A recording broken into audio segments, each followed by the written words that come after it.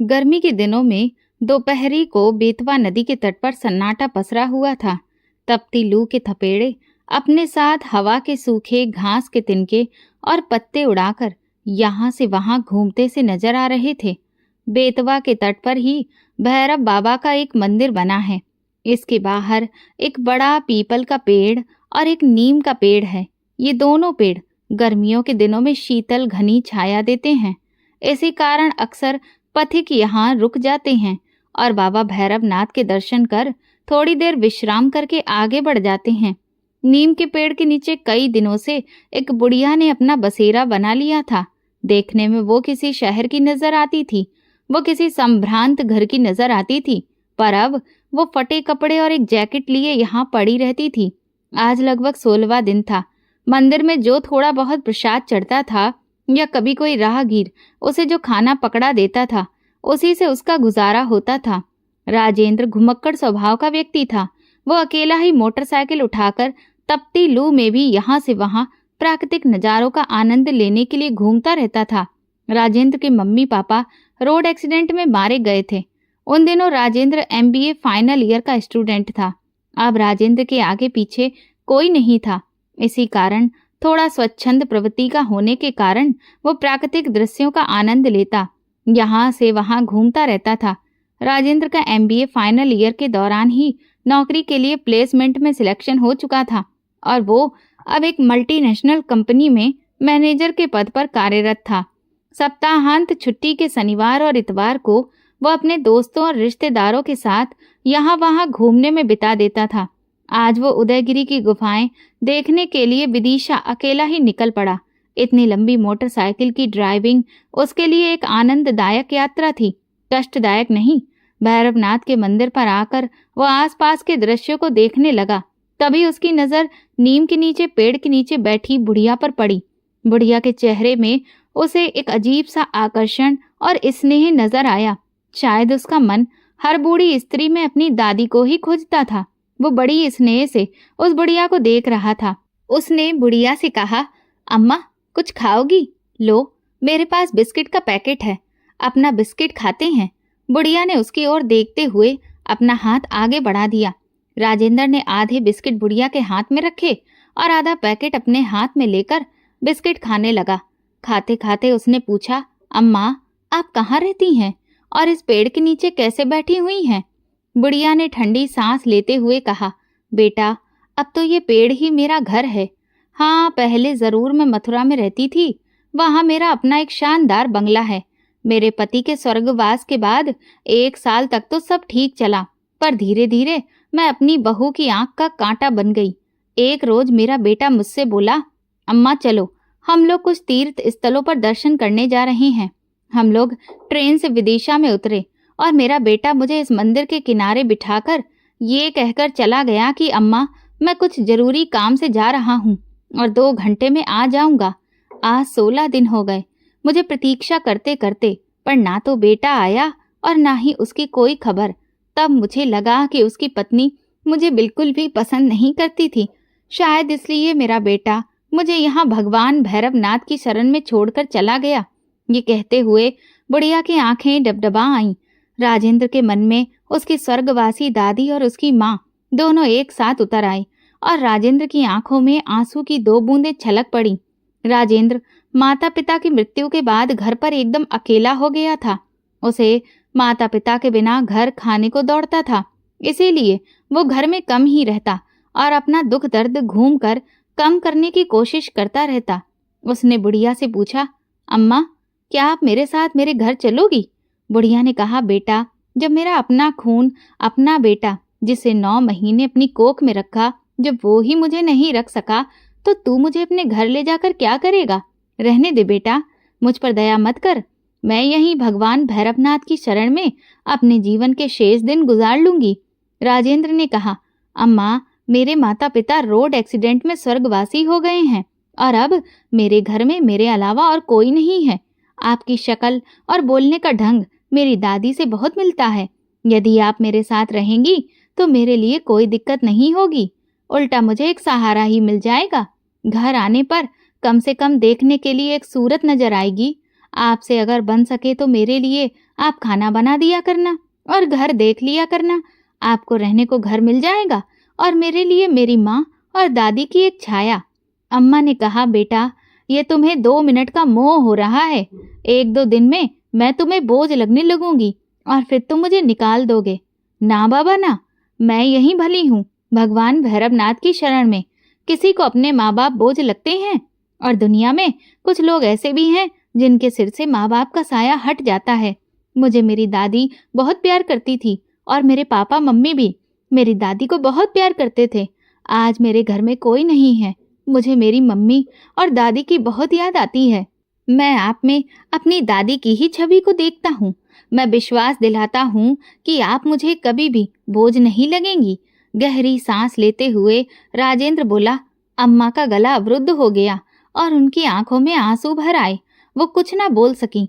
राजेंद्र ने अम्मा का हाथ पकड़ा और कहा, चलो अम्मा, शाम होने को है, अब घर चलते हैं।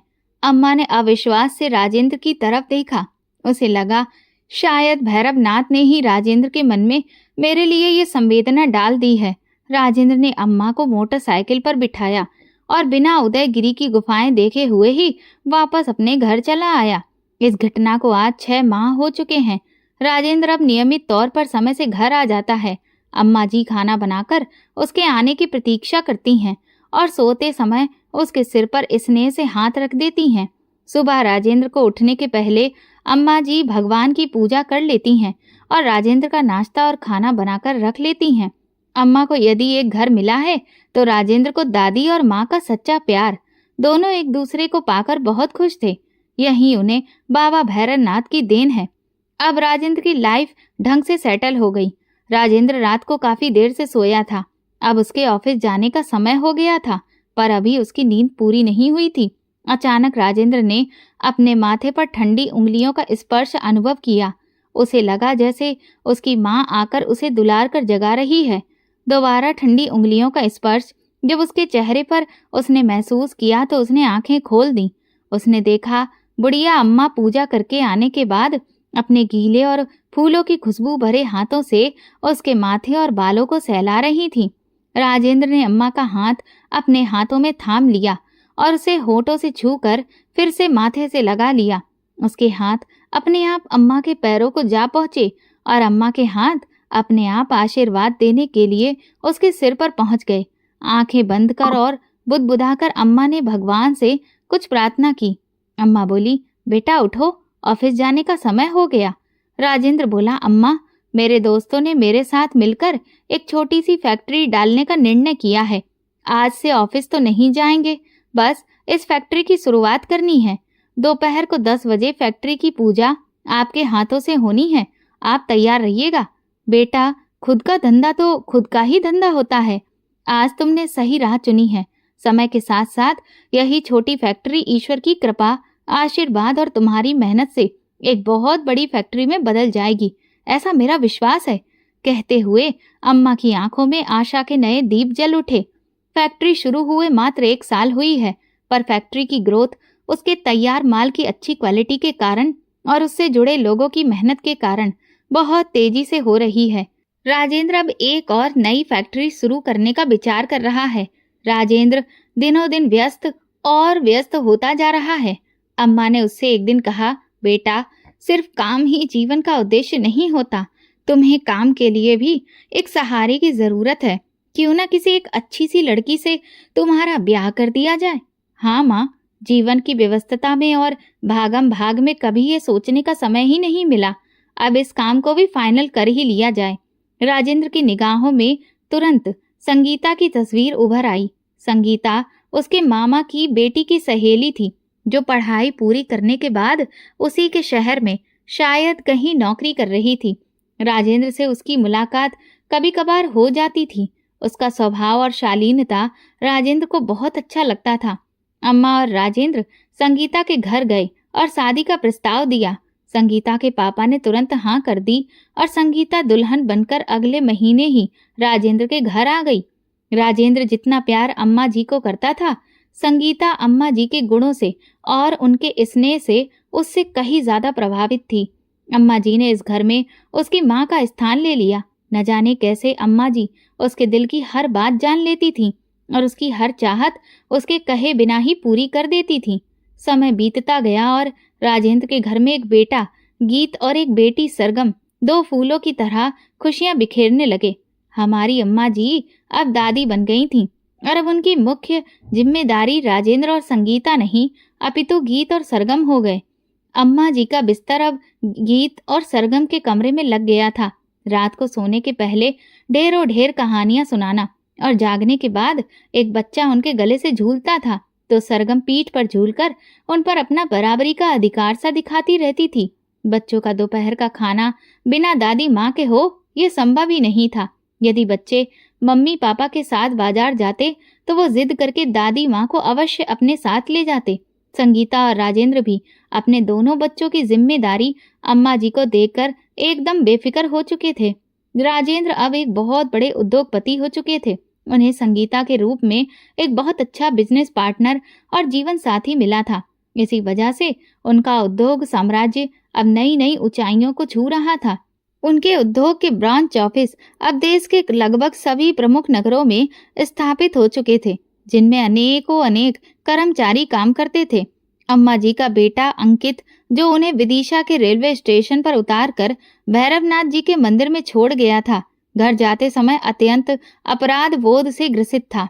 अपनी निष्पाप और निरपराध माँ के साथ किया गया अन्याय उसे हर पल बिच्छू की तरह दंश देता रहता था। अपने गृह कलेश से दुखी होकर और अपनी पत्नी के साथ सुख से जीने की चाह में उसने माँ को छोड़ तो दिया था, पर उसका अंतर हाहाकार करता रह जाता, जिसे वो किसी से साझा भी नहीं कर पाता था। अब घर में उसकी पत्नी का एक छत्र राज्य था। घर के खर्चे और दुकान से फिजूल खर्ची के लिए पैसे निकालना अब उसी की इच्छा अनुसार होने लगा था। अनाप शनाप तरीके से बिजनेस मनी को निकालकर अनियंत्र उपयोग करने के कारण धीरे धीरे उसका जमा जमाया व्यवसाय, जो पिता के द्वारा खड़ा किया गया था, मंदा पड़ने लगा और घाटे में जाने के कारण अंततः एक दिन उसने दुकान बंद कर दी। अंकित की दुकान बंद करने के बाद के कुछ दिन बड़ी कठिनाई में गुजरे। अब अंकित को और उनकी पत्नी को दाल आटे का भाव पता चलने लगा और अब फिजूल खर्ची का तो कोई सवाल ही नहीं था। उसके किसी दोस्त ने, जो कि एक बड़ी कंपनी में काम करता था, अपनी सिफारिश पर उसकी नौकरी अपनी कंपनी में लगवा दी और इस तरह से अंकित की गाड़ी फिर से चल निकली। अब तक अंकित के भी 2 बच्चे हो चुके थे। एक बार ठोकर खाने के बाद अंकित अब कंपनी में भी बहुत मन लगाकर काम का साथ काम करता था। बुद्धिमान तो वो था ही, मन लगाकर काम करने के कारण फैक्ट्री में उसे उचित सम्मान मिलने लगा। अब वो अपनी फैक्ट्री का एक महत्वपूर्ण कर्मचारी हो गया। अंकित की कंपनी में स्थापना की सालगिरह का वार्षिकोत्सव था। सभी एम्प्लॉयज की परफॉर्मेंस के आधार पर पुरस्कार वितरण होना था। अंकित मेहनती तो था ही, योग्य भी था। उसे भी योग्यता के लिए पुरस्कार मिलना था।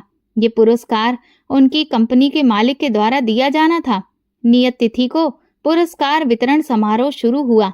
ये पहली बार था जब मथुरा के एम्प्लॉय अपने मालिक, अपनी कंपनी के मैनेजिंग डायरेक्टर से रूबरू हो रहे थे। आज उनकी फैक्ट्री में और उनकी कंपनी में विशेष दिन था। मैनेजिंग डायरेक्टर अपनी माँ और बच्चों के साथ प्रोग्राम में शिरकत करने के लिए आ रहे थे।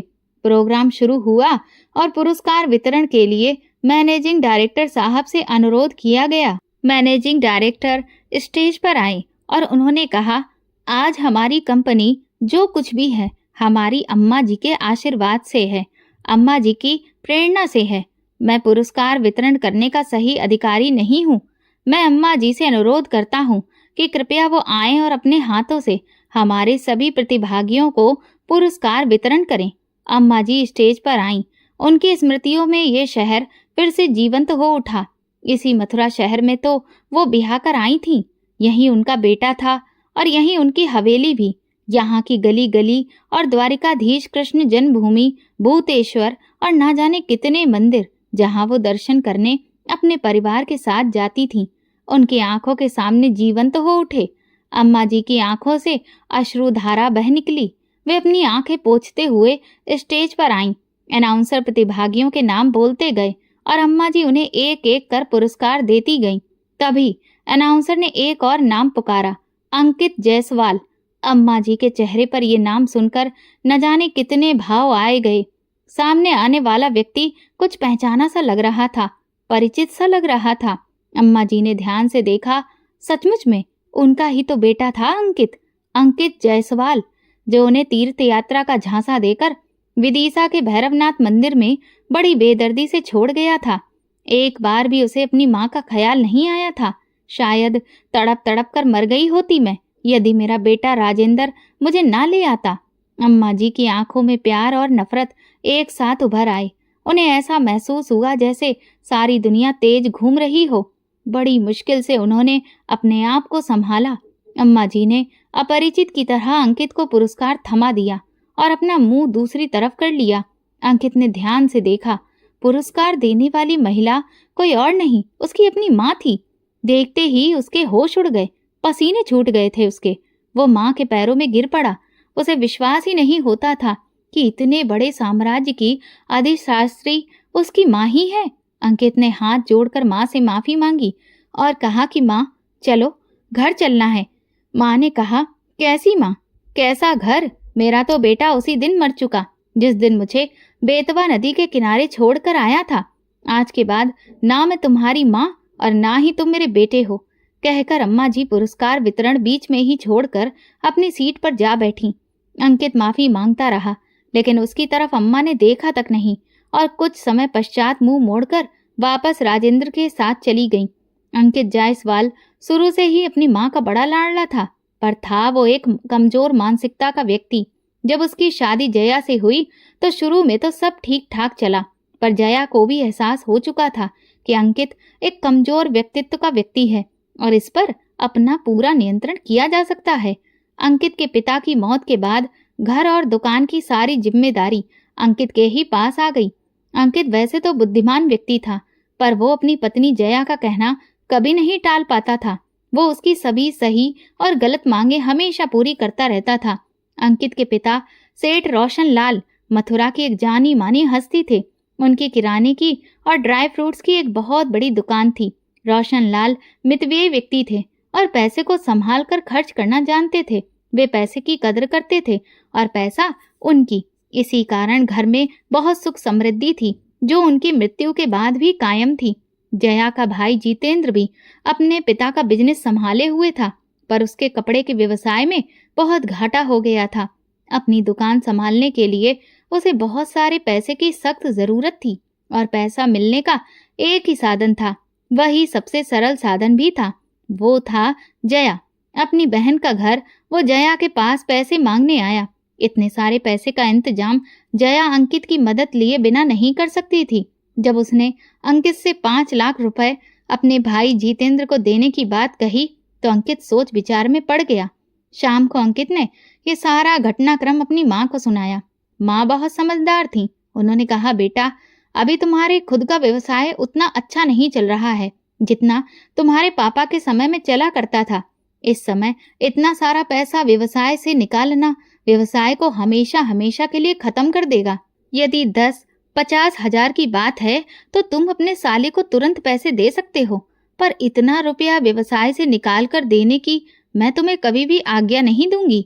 जीवन में पहली बार अंकित ने माँ का हवाला देते हुए बड़े साहस से जया को 5 लाख रुपए देने से मना कर दिया और उसका भाई मुंह लटकाकर वापस चला गया। बस उसी दिन से जया अपनी सास राज दुलारी की जानी दुश्मन बन गई और हर छोटी छोटी बात पर उसने उसे असहाय विधवा को टोचना कचोटना शुरू कर दिया। और तो और वो उसके खाने में भी कभी नमक ज्यादा डाल देती और कभी उसकी सब्जी की कटोरी में ढेर ढेर मिर्ची डाल देती। जब वो पूजा के लिए और भजन के लिए बैठती तो जया जोर जोर से अपने फिल्मी गाने म्यूजिक सिस्टम पर बजाने लगती। उनकी छोटी सी गलती पर वो उनसे ऐसा व्यवहार करती जैसे कोई नौकरों से भी नहीं कर सकता था। जया को हर पल यही एहसास होता कि ये राज दुलारी ही है जिसके कारण उसके भाई का व्यवसाय ठीक से नहीं जम पाया। जब इस बुढ़िया ने मेरे भाई का ही भला नहीं होने दिया तो ये तो अब मेरी आंख का कांटा बन गई है, जिसे किसी न किसी तरह से निकाल फेंकना होगा। यही विचार उसके मन में राज दुलारी के प्रति जहर घोलता रहता था। राज दुलारी हमेशा खामोश रहती थी। वो अपनी बहू के व्यवहार से बहुत परेशान आ गई थी। बहू का घटिया व्यवहार और कटु वचन से उनका दिल छलनी छलनी हो जाता था। वो अपने बेटे और बहू को बद्दुआ भी नहीं दे सकती थी। वो कुछ भी नहीं कर सकती थी। बस अकेले गिरधर गोपाल जी की मूर्ति के सामने खड़े होकर और हाथ जोड़कर अपनी मौन अश्रु धारा से ही अपनी सारी शिकायत और व्यथा उन्हें सुनाती रहती थी। अंकित चाहकर भी अपनी माँ का पक्ष नहीं ले पाता था। अब अपनी सास की एक एक बात में जया 100 नमक मिर्च लगाकर अपने पति को दुकान से लौटने पर सुनाती रहती थी, और अंकित भी अपनी उस माँ को, जिसे वो जान से भी ज्यादा प्यार करता था, बहुत जली कटी बात सुना देता था और तरह तरह से अपमानित करता था। वो सोचता था कि शायद ऐसा करने से जया का गुस्सा कुछ कम हो जाए और घर में शांति बनी रहे। एक दिन जब राजदुलारी गैस पर कढ़ाई में सब्जी बना रही थी तो उन्हें चक्कर आने लगा। अनजाने में ही गैस पर बन रही उबलती सब्जी उनकी कलछी से छिटक कर वहीं पास में ही खड़ी जया के पेट पर आकर गिर गई। जया ने घर में महाभारत मचा दिया और बेचारी राजदुलारी अपनी अनजाने में हुई गलती पर क्षमा मांगती ही रह गई। वो गलती जो उनसे अनजाने में हो गई थी, जया की निगाह में क्षमा के योग्य थी ही नहीं। शाम को जब अंकित दुकान से घर आया तो जया ने बताया कि उसकी माँ अब उसकी जान की दुश्मन हो गई है और आज उन्होंने उबलती सब्जी उसके ऊपर फेंक कर मारी। उनको वो कल को उसे जहर देकर भी मार सकती है। अब इस घर में या तो मैं रहूंगी या फिर आपकी माँ। ये कहकर कैकई की तरह अपने पति का हाथ झटक कर जया अपने कमरे में बंद होकर बैठ गई।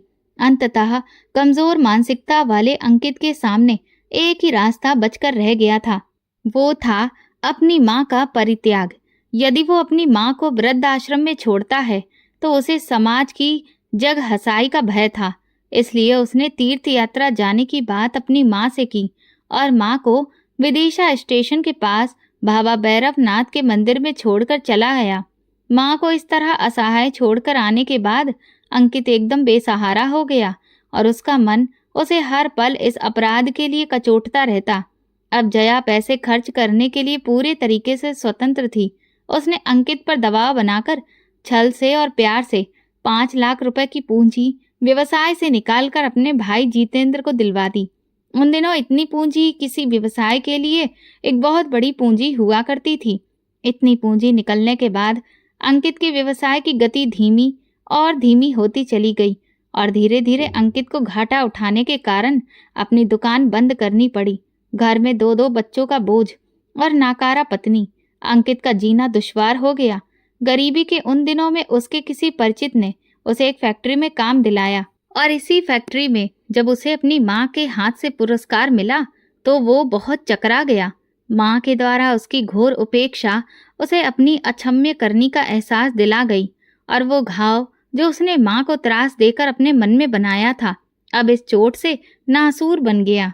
वो अपने दुख को ना तो अपनी पत्नी से साझा कर सकता था और ना ही दोस्तों से, क्योंकि कोई भी दोस्त ऐसे किसी दुष्ट पुत्र को इतनी गंदी हरकत करने पर पसंद नहीं कर सकता। वो इतवार का दिन था, उसके ऑफिस की छुट्टी थी। अंकित अपनी पत्नी के साथ स्कूटर से राधा गोपाल जी की पहाड़ी स्थित मंदिर पर दर्शन के लिए गया। जैसे ही वो भगवान की मूर्ति के सामने हाथ जोड़कर और आंखें बंद कर प्रार्थना करने लगा तो उसे ऐसा लगा जैसे भगवान भी कुटिल दृष्टि से उसके द्वारा किए गए भयानक पाप के लिए हंस रहे हों। घबराकर उसने आंखें खोल ली। मंदिर से घर की ओर स्कूटर से लौट रहे अंकित की मानसिक स्थिति अपराध बोध से और अपने खुद के द्वारा किए गए अपनी मां को असहाय छोड़ने के कुकर्म से इतनी व्यथित हो गई कि उसे सामने से आता हुआ ट्रक भी दिखाई नहीं दिया। तेज धड़ाके के साथ स्कूटर ट्रक से टकराया और जया और अंकित दूर तक ट्रक में उलझे स्कूटर के साथ घिसटते चले गए। अंत में ट्रक का पहिया अंकित के सिर के ऊपर से होता हुआ गुजर गया और उसके सिर का कचूमर निकल गया तथा जया का एक हाथ और एक पैर पहिए के नीचे दबकर हमेशा के लिए शरीर से अलग हो गए। जब होश आया तो जया दहाड़े मार मार कर रोने लगी। घर पर दोनों बच्चों की देख रेख के लिए अब कोई भी नहीं था। जया के मायके से उसका भाई जितेंद्र आया तो सही, पर उसे लगा कि ऐसी स्थिति में अभी हाल ही में उसे उधारी के लिए हुए पैसे वापस करने होंगे। ये सोचकर वो ये एक दिन अपनी बहन के पास रहकर और बहाना बनाकर घर वापस लौट गया। अंकित के दोस्त भूषण ने, जो उसके साथ फैक्ट्री में काम करता था, सारे घटनाक्रम की जानकारी मैनेजर को दी। मैनेजर ने फोन से पूरी जानकारी अपने मालिक और डायरेक्टर राजेंद्र को दे दी। जब राजेंद्र फोन पर मैनेजर से बात कर रहा था तो राज दुलारी वहीं टेबल पर बैठकर उसके साथ नाश्ता कर रही थी। अंकित जायसवाल का नाम सुनकर उनके कान खड़े हो गए और उन्होंने राजेंद्र से पूछा, क्या हुआ बेटा?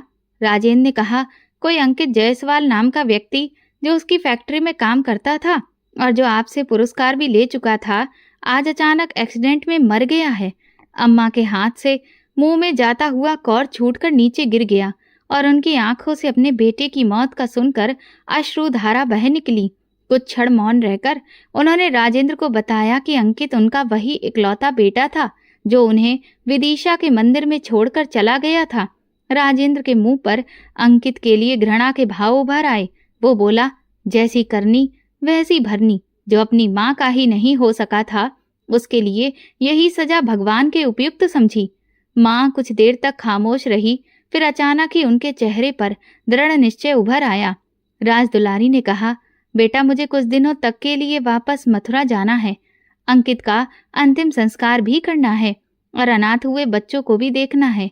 मैं जब समय मिलेगा तो दोबारा तुम्हारे पास आ जाऊंगी। मेरे जाने का इंतजाम कर दो।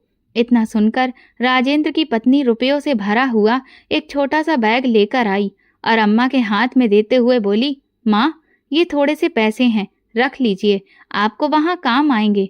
आंखों में आंसू भरे अम्मा ने स्नेह से बहू के सर पर हाथ फेरते हुए कहा, बेटी, मैं अभी ये पैसे तुमसे नहीं ले सकती। तुम्हारा प्यार और स्नेह ये मेरे लिए सबसे बड़ी पूंजी है। तुम लोगों ने मुझ बेसहारा को आश्रय दिया, यही बहुत है। मैं तुम पर और बोझ नहीं बनूंगी। राजेंद्र ने पैसों से भरा हुआ वो बैग माँ के सामान में जबरदस्ती रख दिया और कहा, कोई माँ अपने बेटों पर कैसे बोझ हो सकती है?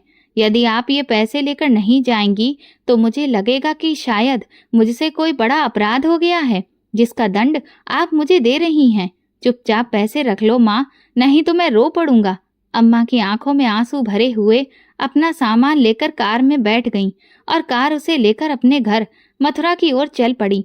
अम्मा जी की गाड़ी ग्वालियर पार कर चुकी थी। मथुरा अभी भी 4 घंटे का रास्ता था। अम्मा के दिमाग में बार बार अपने बेटे अंकित के बचपन के शैतानी से भरे दिन याद आते जा रहे थे। उसकी नादानी की हर एक याद तस्वीर बन उनकी आंखों में उभर रही थी। उसकी हर याद थोड़ी देर के लिए माँ की आंखों में मुस्कान लाती और अगले ही पल गंगा जमुना की धाराएं आंखों से बहने लगती। जब वो घर पहुंची तो अपने घर के दरवाजे को देखकर उनकी आंखें डबडबा आईं। उन्हें ऐसा लगा जैसे उनके पति सेठ रोशन लाल दरवाजा खोलकर खड़े हो जाएंगे या फिर उनका बेटा अंकित माँ माँ पुकारते हुए चला आएगा। लेकिन घर के अंदर फैले सन्नाटे ने उनका दिल तोड़कर रख दिया। उनका हृदय जैसे टूटकर बिखर पड़ा और फिर उनकी आंखों से अविरल अश्रुधारा बह निकली। घर का दरवाजा खटखटाने पर अंदर से उसकी पड़ोसन जानकी बाहर निकली और उसके साथ ही 2 नन्हे बच्चे मोहन और जयश्री भी बाहर निकले। जानकी ने बच्चों को बताया कि ये तुम्हारी दादी माँ हैं, जो तीर्थ यात्रा को चली गई थी, आज वापस आई हैं। अंकित ने माँ को विदिशा छोड़कर आने के बाद सभी को यही बता रखा था कि उसकी माँ हरिद्वार में और बनारस में तीर्थवास कर रही हैं और अब उनका संसार की मोह माया से विश्वास उठ गया है, इसलिए वो घर नहीं आएंगी। जयश्री और मोहन सहमे हुए से दादी माँ के पास आए और दादी माँ ने उन्हें गले से लगा लिया। जानकी ने बताया कि बहू के एक हाथ और एक पैर पूरे तरीके से कट गए थे। डॉक्टर ने बहू का हाथ तो जोड़ लिया पर पैर नहीं जुड़ पाया और बहू अभी भी अस्पताल में भर्ती है। उसे ठीक होने में कम से कम 20 दिन लगेंगे। जानकी ने बताया कि कैसे अंकित के सिर के छोटे छोटे टुकड़ों को उठाकर बैग में रखकर पुलिस लाश को पोस्टमार्टम के लिए लेकर गई थी और 1 दिन बाद ही उसका अंतिम संस्कार किया जा सका था। अम्मा गहरी सांस लेकर अपने बेटे की दुर्गति की कहानी सुनती रहीं और रोती रहीं। उन्होंने अब अपना मन स्थिर किया और अपनी बहू को देखने अस्पताल जा पहुंची।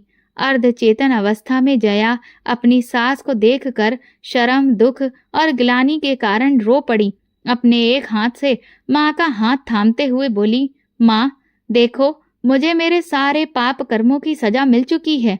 आज मेरा पति मेरे साथ नहीं है और बच्चे अनाथ हो गए हैं। जिस भाई के लिए मैंने इतना सब किया, वही ऐसे गाड़ी समय में एक दिन रुक कर अपने घर चला गया। जिन रुपयों के कारण अपनी दुकान ही खत्म हो गई, वो भी उसने वापस नहीं किए। अम्मा ने जया के सिर पर हाथ फेरते हुए कहा, बेटी रो मत, भाग्य में जो लिखा है वही होता है। उसी के कारण मुझे और तुम्हें इतने दुख मिले हैं, लेकिन अब सब्र से काम लो बेटी। और हमारे सामने मोहन और जयश्री के संभालने की जिम्मेदारी है और घर चलाने के लिए कुछ न कुछ करना ही होगा। इसके लिए हिम्मत रखने की आवश्यकता है। रोकर हम कुछ भी नहीं प्राप्त कर पाएंगे बेटा। ये कहकर अम्मा ने जया के सिर पर हाथ फिराया और बोली, इसलिए हिम्मत रखो और शीघ्र ही स्वस्थ होने की कामना करो। अपनी सास का सहारा पाकर जया को बहुत हिम्मत मिली। उसे जितना सास का सहारा मिलता, वो उतना ही ज्यादा रोती थी। इस तरह रोने से उसके अंदर के सारे कलुष धुल गए और उसे अपने आप में थोड़ा हल्कापन और दृढ़ता का भाव महसूस हुआ। जब तक जया अस्पताल में थी, अम्मा ने अपने पति सेठ रोशन लाल के मुंशी जी को बुलवा भेजा और अपनी बंद दुकान की सफाई करवाने को कहा तथा राजेंद्र के दिए हुए रुपए उन्हें देकर बोली, मुंशी जी, बाजार से थोड़ा थोड़ा सामान सभी अपनी दुकान चलाने के लिए उठा लो।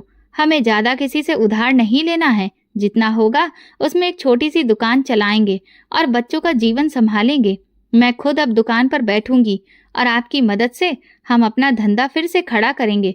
मुंशी जी की आंखों में खुशी के आंसू आ गए और वो पैसे लेकर गए और उससे जो थोड़ा बहुत सामान आ सकता था, उसे खरीदकर नए सिरे से किराने की दुकान शुरू कर दी।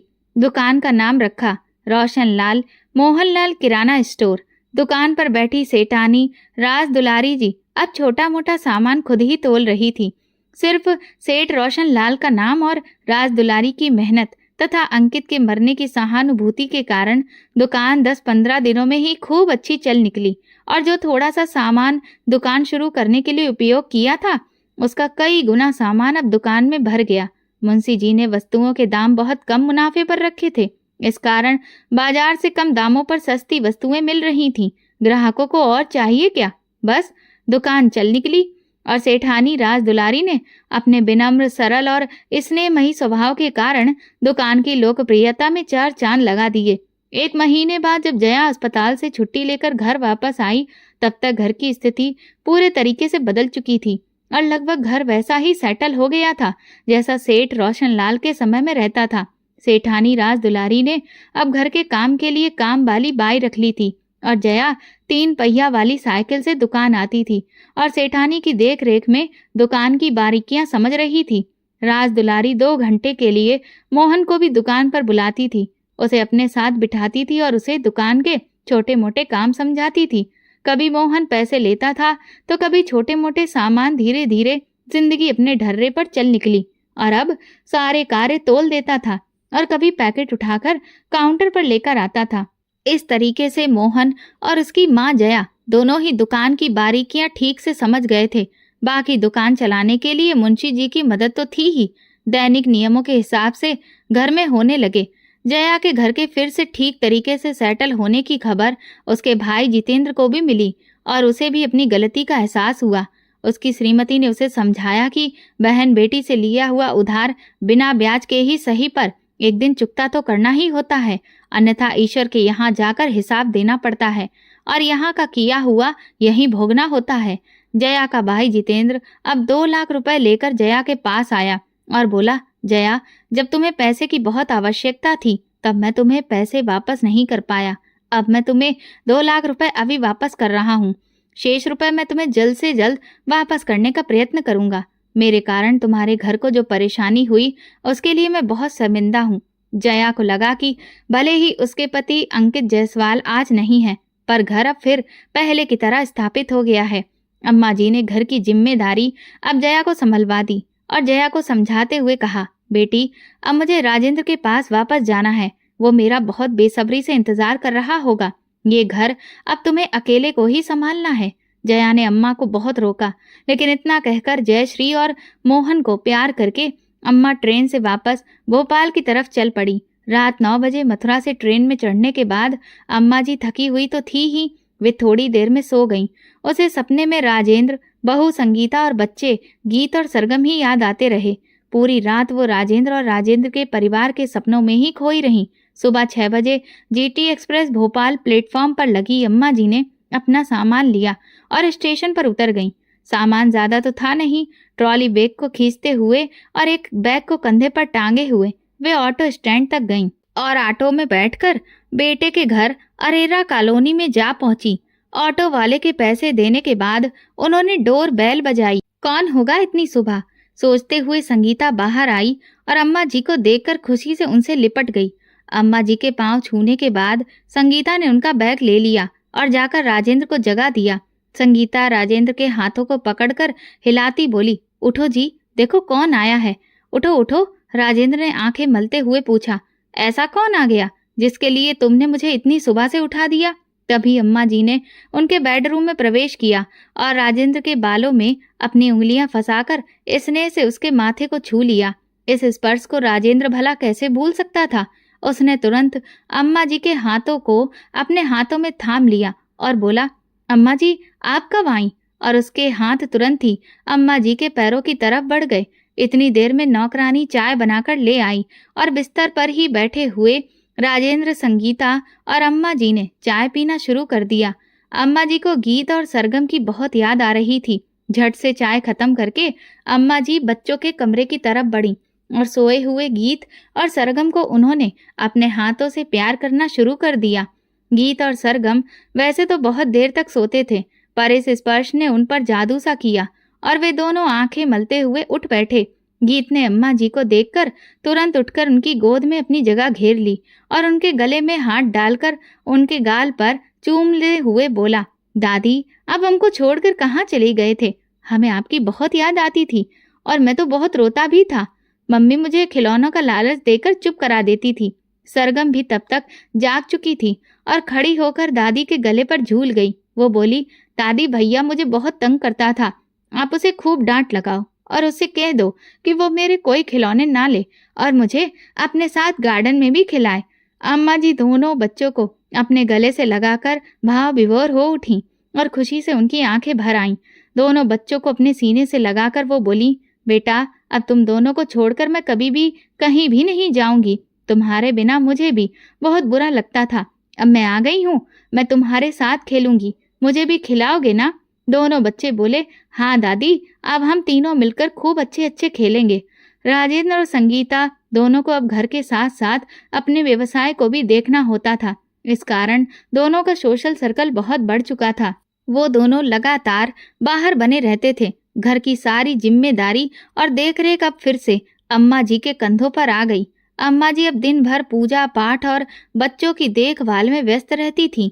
गीत और सरगम उन्हें 2 मिनट के लिए भी नहीं छोड़ते थे। खाना बनाने वाली बाई के होते हुए भी राजेंद्र, संगीता तथा बच्चों की पसंद का कुछ न कुछ खाना अम्मा जी हमेशा स्वयं ही बनाती थीं। गीत और सरगम बड़ी मुश्किल से स्कूल जाते थे, पर अम्मा जी ने उन्हें स्कूल जाने की आदत डाल दी थी। स्कूल से आने के बाद अम्मा जी उनकी मार्गदर्शिका बन जाती और खेल खेल में मैं बच्चों को वो सब पढ़ा दिया करती थी जिसे पढ़ाने में शिक्षकों के भी पसीने छूट जाते थे। रात को अम्मा जी बच्चों के कमरे में ही सोती थीं और बीच में जाग जाग कर बच्चों की देख रेख करा करती थीं। इस तरह धीरे धीरे बच्चों की सारी जिम्मेदारी अम्मा जी के कंधों पर आ गई थी। जन्माष्टमी का दिन था। अम्मा जी सुबह 6 बजे उठकर राधा कृष्ण मंदिर चली गईं। बिरला मंदिर में भारी भीड़ थी। अम्मा जी को आने में देर हो गई। तब तक गीत और सरगम जग चुके थे। उन्हें लगा अम्मा जी फिर से उन्हें छोड़कर मथुरा चली गई हैं। दोनों बच्चों ने रो रो कर आसमान सिर पर उठा दिया। संगीता ने मोबाइल से अम्मा जी को फोन किया और अम्मा जी बिना दर्शन किए ही मंदिर के बाहर से ही भगवान के हाथ जोड़कर तुरंत कार में बैठकर घर चली आईं। आते ही बच्चे उनसे चिपक गए और बोले, अब हमें छोड़कर कभी मत जाना दादी। अम्मा जी दोनों बच्चों को गले लगाकर बोली, हाँ बेटा, अब मैं छोड़कर कभी भी कहीं नहीं जाऊंगी, हमेशा तुम्हारे पास ही रहूंगी। शाम को सरगम और गीत छत पर खेल रहे थे। सरगम आगे आगे भाग रही थी और उसे पकड़ने के लिए गीत पीछे दौड़ रहा था। अचानक गीत का धक्का लगा और सरगम जीने से लुढ़कती पुढ़कती नीचे आ गिरी और बेहोश हो गई। गीत की चीख पुकार सुनकर भगवान की आरती कर रही अम्मा बाहर निकली और सरगम बेहोश देखकर उनसे उठाकर गोद में ले लिया। उसके मुंह पर लगी हुई चोटों से बहते हुए खून को अपनी साड़ी से पोंछकर उस पर पानी के छींटे मारे। पानी के छींटे मारने पर भी सरगम होश में नहीं आई और अत्यधिक चिंतित होते हुए अम्मा ने राजेंद्र को फोन लगा दिया और उसे तुरंत आने को कहा। अम्मा ने रुंधे हुए गले से राजेंद्र को बोला, बेटा, सरगम छत की सीढ़ियों से होते हुए नीचे गिर गई है और उसे बहुत चोट आई है। मेरे अनेक प्रयत्न करने पर भी वो होश में नहीं आ रही है। मैं बहुत घबरा रही हूँ, तो बहुत जल्दी संगीता को लेकर घर आ जाओ। हमें सरगम को तुरंत ही अस्पताल ले जाना है बेटा। फोन पर सुनकर राजेंद्र के हाथ से हाथ फोन छूटकर नीचे जा गिरा। घबराए हुए राजेंद्र मीटिंग को अधूरी छोड़कर तुरंत ही संगीता के साथ अपने घर की ओर निकल पड़े। उनका हृदय हाहाकार कर रहा था। फूल सी बच्ची ना मालूम कितनी चोटिल हो गई होगी और बेहोश पड़ी है। यही विचार संगीता के लिए अत्यंत कष्टदायी हो गया था। रोते रोते उसका बुरा हाल था। संगीता ड्राइवर को कार और तेज चलाने के लिए कह रही थी। घर पहुंचने पर वो कार से उतरकर भागते हुए ड्राइंग रूम में आए। वहां पर अम्मा जी बेहोश सरगम को गोद में लिए हुए शून्य में ताकती सी बैठी हुई थी। उनके मुंह से कोई बोल नहीं फूट रहे थे। आज उनका सारा साहस कहीं खो गया था। बदहवास सी राजेंद्र और संगीता को अपने सामने देखकर उनकी रुलाई बहुत तेजी से फूट पड़ी। राजेंद्र ने सरगम को गोद में लिया और संगीता तथा अम्मा जी को साथ लेकर अस्पताल की ओर चल पड़े।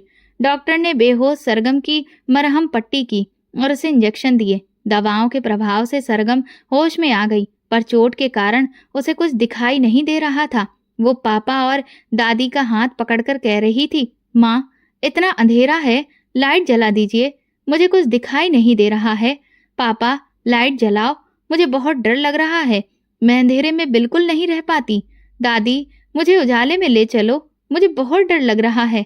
सरगम से ये सुनकर डॉक्टर ने उसकी आंखों को चेक किया और एमआरआई सहित अन्य टेस्ट भी किए।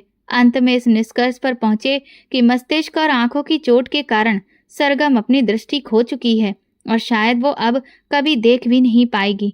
घर के सभी सदस्यों तथा डॉक्टर और नर्स सभी के चेहरे पर एक वेदना और उदासी साफ देखी जा सकती थी। हताश से राजेंद्र और संगीता ने अपोलो हॉस्पिटल के डॉक्टरों से भी संपर्क किया। डॉक्टर मणिकृष्णन ने जांच के बाद उन्हें बताया कि किसी मृत व्यक्ति की आंखें दान मिलने पर सरगम के दिमाग की एक जटिल सर्जरी करनी पड़ेगी। नए कॉर्निया और मस्तिष्क की दृष्टि तंतुओं के ऑपरेशन से ही सरगम शायद दोबारा देखने के योग्य हो सकेगी।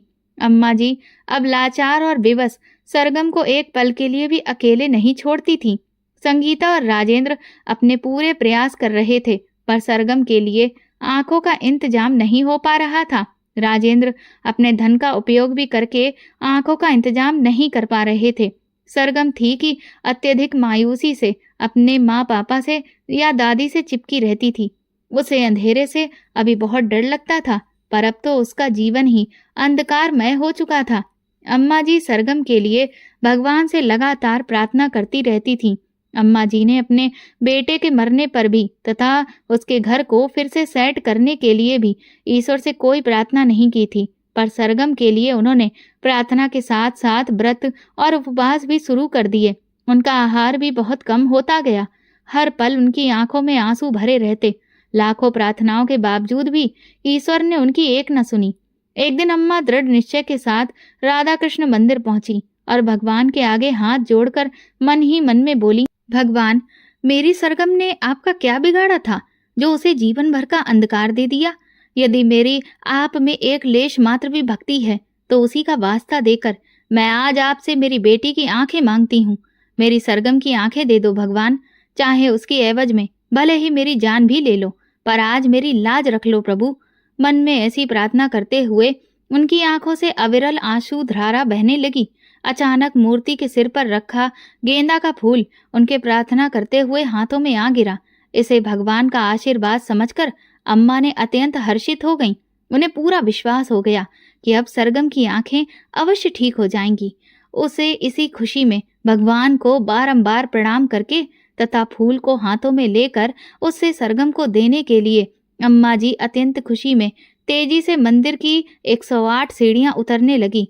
अत्यंत क्राशकाय और व्रत और उपवास के कारण बेहद निर्बल हो चुकी राज दुलारी सीढ़ियों से धड़ाम से फिसलती हुई नीचे जा गिरी और बेहोश हो गईं। आसपास के लोगों ने उन्हें उठाकर सरकारी अस्पताल में भेज दिया। बड़ी मुश्किल से अम्मा जी को होश आया। होश में आते ही करहाती आवाज में उन्होंने राजेंद्र को बुलाने के लिए डॉक्टर को कहा।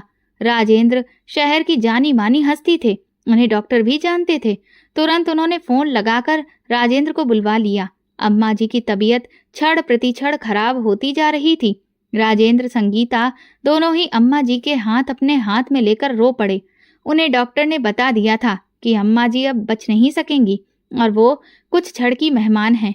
जैसे बुझते हुए दीपक की लौ अंतिम समय में बहुत तेज हो जाती है, उसी तरीके से अम्मा जी अंतिम समय में पूरी चेतना में आ गईं। उन्होंने राजेंद्र संगीता को अपने गले से लगा लिया और बोली, राधा कृष्ण ने मेरी मन मांगी मुराद पूरी कर दी। मैंने अपनी जान देकर भी सरगम के लिए आंखें मांगी थी, भगवान ने मेरी सुन ली। मेरे जाने के बाद मेरी आंखें सरगम को अवश्य लगा देना, ताकि मैं हमेशा हमेशा उन्हीं आंखों से तुम सबको देख सकूं। राजेंद्र संगीता बिलक बिलक कर रो रहे थे, पर अम्मा जी के चेहरे पर एक दिव्य नूर था। संगीता तथा राजेंद्र के हाथ थामे हुए उन्होंने राधे जी कृष्ण कहते हुए अपने प्राण त्याग दिए। सबको रोता छोड़कर अम्मा जी जल बसी। राजेंद्र अम्मा की मौत से दहाड़े मार कर रोया। डॉक्टर ने तुरंत उनकी आंखें निकालकर सुरक्षित कर लीं और राजेंद्र ने अपोलो अस्पताल के डॉक्टर मणि कृष्णन को फोन करके अम्मा जी की आंखें डोनेट करने की जानकारी दे दी तथा उन्हें फ्लाइट से तुरंत आने का अनुरोध किया। डॉक्टर मणि कृष्णन को केस की पूरी जानकारी थी, इसलिए बच्ची के भविष्य को ध्यान में रखते हुए वो उसी दिन दोपहर तक भोपाल आ गए और सरगम का जटिल ऑपरेशन शुरू कर दिया। लगभग 6 घंटे तक डॉक्टर ऑपरेशन में लगे रहे। जब वो ऑपरेशन थिएटर से बाहर निकले तो उन्होंने राजेंद्र और संगीता को बधाई देते हुए कहा, ये अत्यंत जटिल ऑपरेशन था, पर शायद ईश्वर की कृपा थी कि ये सफल हो गया। आपकी बेटी अब फिर से देख पाएगी। 1 सप्ताह बाद आज सरगम की आंखों की पट्टी खुलने थी। डॉक्टर ने सरगम से पूछा, तुम सबसे पहले किसे देखना चाहोगी? सरगम ने कहा, मैं सबसे पहले अपनी दादी को देखना चाहूंगी, मम्मी पापा को भी और गीत भैया को। राजेंद्र संगीता ये सुनते ही रो पड़े। उन्होंने घर से अम्मा जी का फोटो मंगवाया। सरगम की इच्छा अनुसार आंखों से पट्टी हटने के बाद उसने सबसे पहले अपनी प्यारी दादी को ही देखा। सरगम बोली, ये तो दादी का फोटो है, दादी कहाँ है? मुझे उनसे बात करनी है। राजेंद्र संगीता, डॉक्टर और नर्स वहां पर खड़े हुए। सभी लोग अपनी आंखों के आंसुओं को नहीं रोक पाए। संगीता ने कहा, बेटा, दादी अब हम सबके दिलों में रहती हैं, तुम्हें वहीं दिखेंगी। और कुछ नहीं समझती हुई मासूम सरगम अपनी माँ के गले में बाहें डालकर उनसे चिपक गई। तो दोस्तों, आपको हमारी ये कहानी कैसी लगी हमें कमेंट करके ज़रूर बताइएगा और प्लीज़ इस कहानी को ज़्यादा से ज़्यादा शेयर और लाइक करिए और मेरे चैनल को हाइप दीजिए। साथ ही अगर आप चैनल पर नए हैं तो सब्सक्राइब करके बेल आइकन ज़रूर दबा दें ताकि अगली नोटिफिकेशन सबसे पहले आपको मिले। धन्यवाद।